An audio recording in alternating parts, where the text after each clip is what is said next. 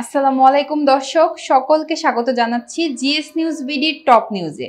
সাথে আছি মিষ্টি মৌ। অভিনেতা ইরেশ জাকেরের বিরুদ্ধে করা মামলার বস্তুনিষ্ঠতা আছে কিনা তা জানতে প্রশাসনকে নির্দেশ দেওয়া হয়েছে বলে জানিয়েছেন আইন, বিচার ও সংসদ বিষয়ক মন্ত্রণালয়ের উপদেষ্টা ডক্টর আসিফ নজরুল। সোমবার ওসমানী স্মৃতি মিলনায়তনে জাতীয় আইনগত সহায়তা দিবস উপলক্ষে আয়োজিত অনুষ্ঠান শেষে সাংবাদিকদের প্রশ্নের জবাবে তিনি এসব কথা বলেন। তিনি বলেন, মামলা করতে কোনো বাধা নেই, যে কেউ চাইলে মামলা করতে পারেন, কিন্তু কেউ বাণিজ্যিক উদ্দেশ্যে মামলা করছে কিনা বা মামলার বস্তুনিষ্ঠতা আছে কিনা তার খোঁজ নেওয়া হচ্ছে। এছাড়া উদ্দেশ্য প্রণোদিত মামলা কারা করছে তার খোঁজ নিতে সাংবাদিকদের আহ্বান জানান তিনি। আইন উপদেষ্টা বলেন, সারা দেশেই হয়রানিমূলক মিথ্যা মামলা হচ্ছে, যা ঠিক নয়। আমরা মামলা করায় বাধা দিতে পারি না। মামলা হলেই গ্রেপ্তার নয়, নিরীহ মানুষ যাতে হয়রানির শিকার না হয়। আসন্ন কোরবানির ঈদ উপলক্ষে রাজধানীর বনশ্রীর মেরাদিয়ায় এবার গরুর হাট বসানো যাবে না বলে আদেশ দিয়েছেন হাইকোর্ট।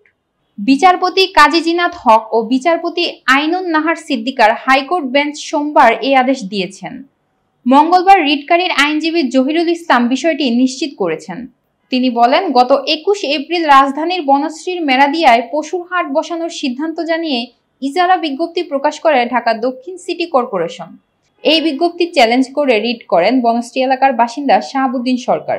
রিটের শুনানি নিয়ে সোমবার হাইকোর্ট বনশ্রী মেরাদিয়ায় পশুর হাট বসানোর ইজারা বিজ্ঞপ্তি 3 মাসের জন্য স্থগিত করেন, পাশাপাশি রুল জারি করেন।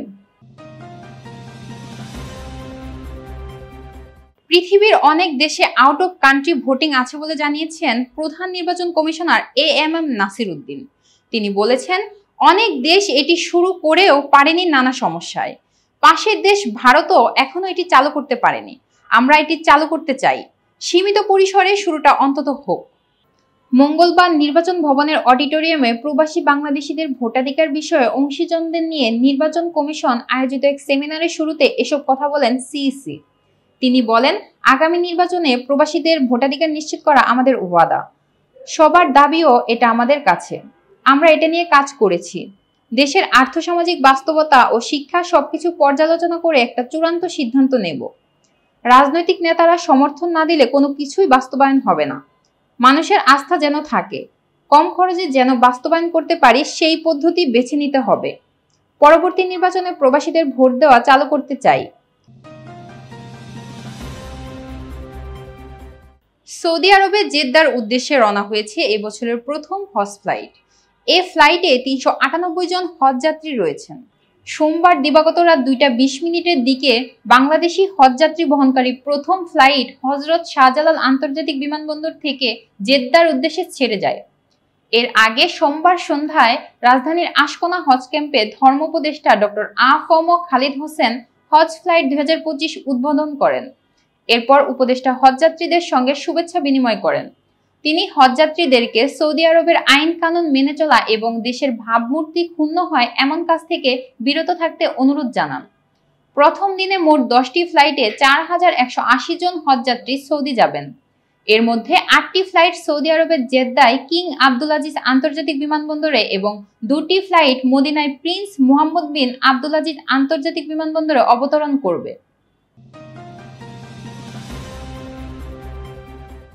উত্তর আমেরিকার দেশ কানাডার জাতীয় নির্বাচনে জয় পেয়েছে দেশটির ক্ষমতাসীন লিবারেল পার্টি। পুরোপুরি বদলে যাওয়া এক নির্বাচনী পরিবেশে সোমবার এই ভোট অনুষ্ঠিত হয়। মূলত মার্কিন প্রেসিডেন্ট ডোনাল্ড ট্রাম্পের শুল্ক কানাডাকে দখল তথা যুক্তরাষ্ট্রের সঙ্গে যুক্ত করার ইচ্ছা নির্বাচনের আগে দেশটিতে প্রধান বিষয় হয়ে উঠেছিল। মঙ্গলবার এক প্রতিবেদনে এই তথ্য জানিয়েছে সংবাদ মাধ্যম আল জাজিরা।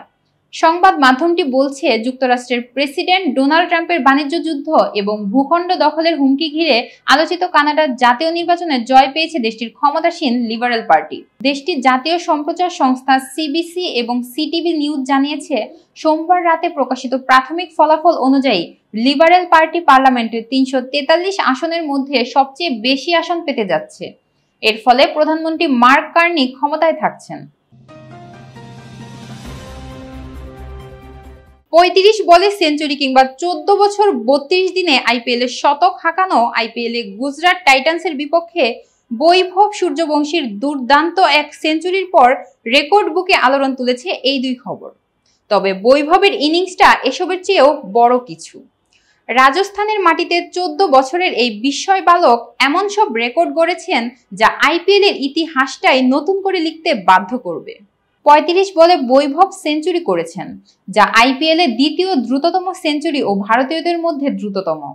আইপিএল এ ভারতীয়দের দ্রুততম সেঞ্চুরির আগের রেকর্ডটি ছিল ইউসুফ পাঠানের।